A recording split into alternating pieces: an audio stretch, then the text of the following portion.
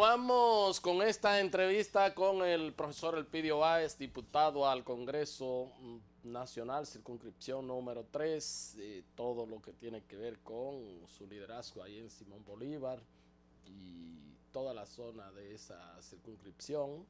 Bueno, ya dirige todo este frente de ONGs, de personas que trabajan, de comunitarios del PLD.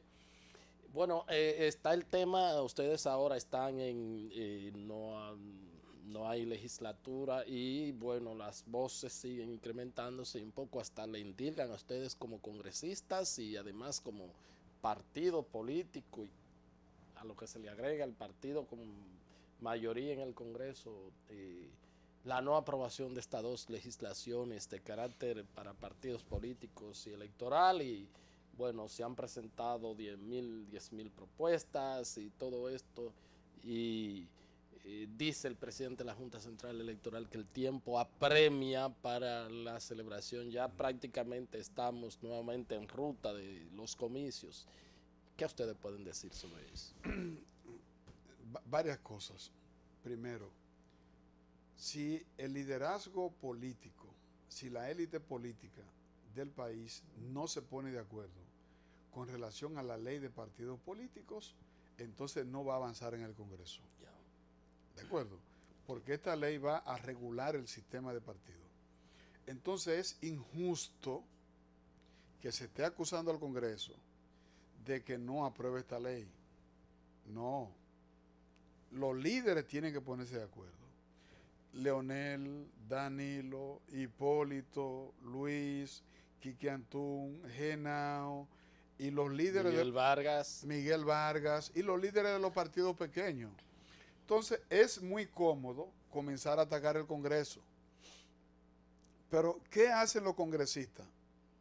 Recibir la línea de su partido.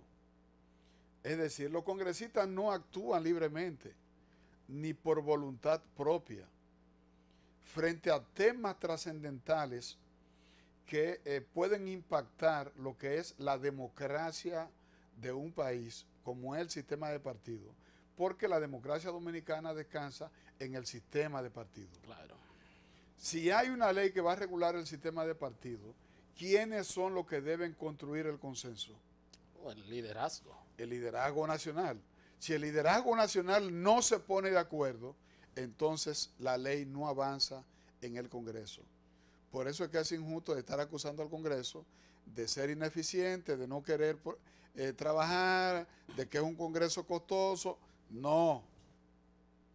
Vamos a buscar la causa donde realmente está. Si no hay consenso en la cúpula de los partidos, entonces la ley no avanza. Eso está claro. Segundo, yo entiendo que la ley electoral y la ley de garantías electorales serán aprobadas primero que la ley de partido. Porque la ley electoral lo que hay que hacerle son arreglos. Porque con esa ley del 97 es que hemos venido organizando todas las elecciones. Hay que hacerle algunos arreglos. Ya la comisión bicameral terminó de discutir, ya se reunió con el pleno de la Junta Central Electoral y ya esta ley avanzará con suma facilidad.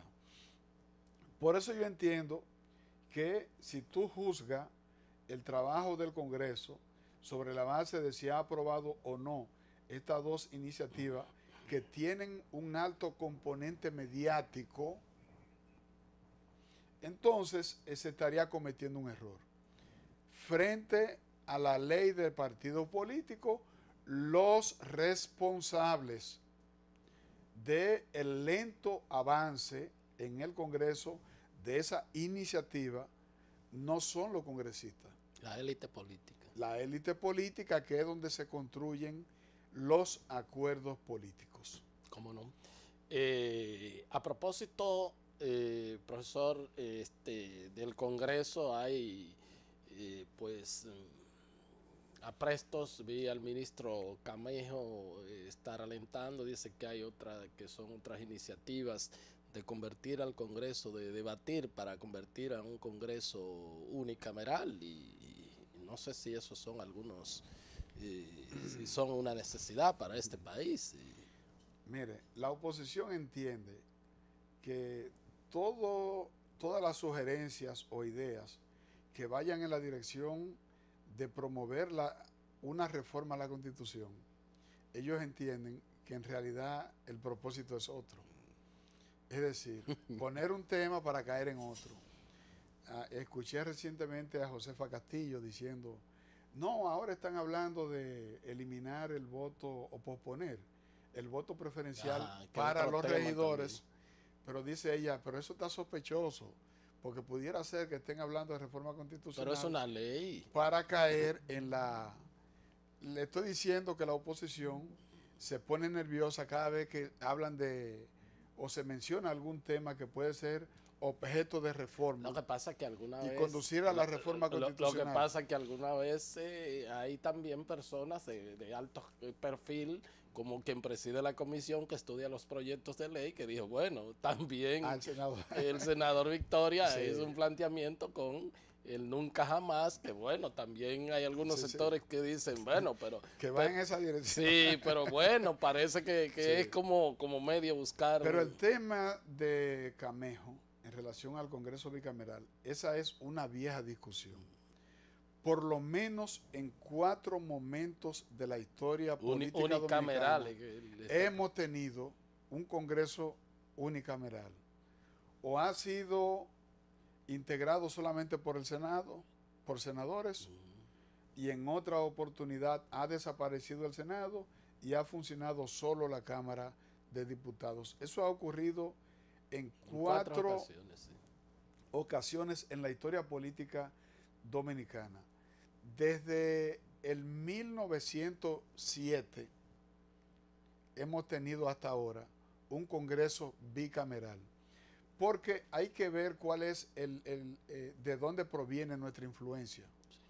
Por ejemplo, políticamente nosotros recibimos la influencia de los Estados Unidos, sí, que tiene un Congreso bicameral, Senado y Cámara de Representantes, pero también hemos recibido la influencia de España, que tiene Senado y tiene Congreso. Francia también es un... También, que Francia es la parte fuente... de toda la codificación. La codificación y lo que es la fuente de derechos. De derechos, sobre todo de protección de derechos fundamentales. Por ejemplo, ¿verdad?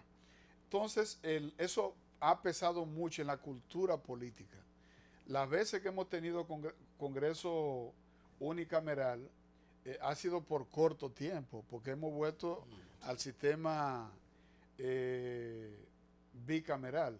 Nosotros creamos el Consejo Conservador, que luego evolucionó al Senado y se creó la Cámara de Representantes, como se llamó originalmente, lo que es la Cámara de Diputados.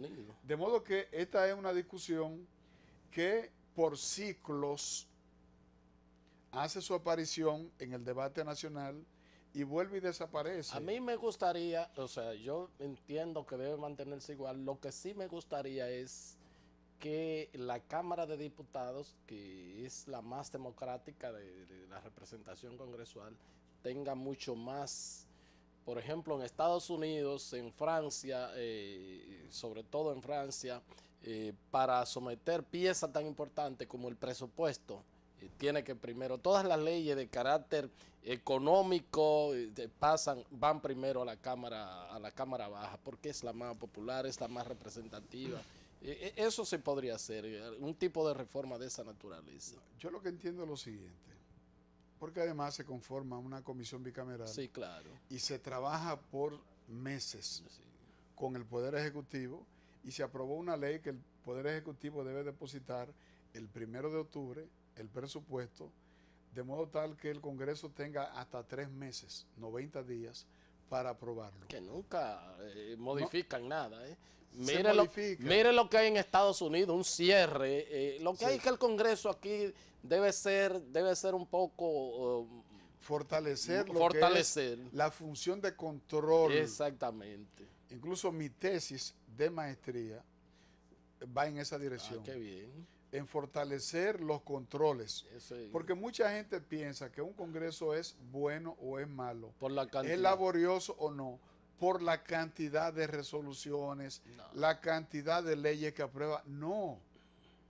Los Congresos han evolucionado hacia fortalecer los controles al Ejecutivo. De hecho, hay muchas críticas y se le habla de hiperlegislación cuando un Congreso aprueba muchas leyes y muchas cosas. Por eso es que hay que trabajar el tema de fortalecer los controles, lo que es el check and balance, los contrapesos. Eso es así. Porque en la medida en que tú le apruebas un presupuesto al Ejecutivo, por ejemplo, y tú estableces mecanismos de supervisión para asegurar que esos fondos cumplan el destino que el Congreso le dio cuando lo aprobó. Y el Congreso te está llamar a funcionar. Aquí se cree que interpelar a un funcionario es una cuestión de ya que se acabó el mundo. No, eso tiene que ser normal, que el funcionario vaya al Congreso. Pero ha mejorado esa parte. Sí, ha mejorado, pero... Con bastante frecuencia usted ve al gobernador del Banco Central cuando hay una ley que tiene que ver con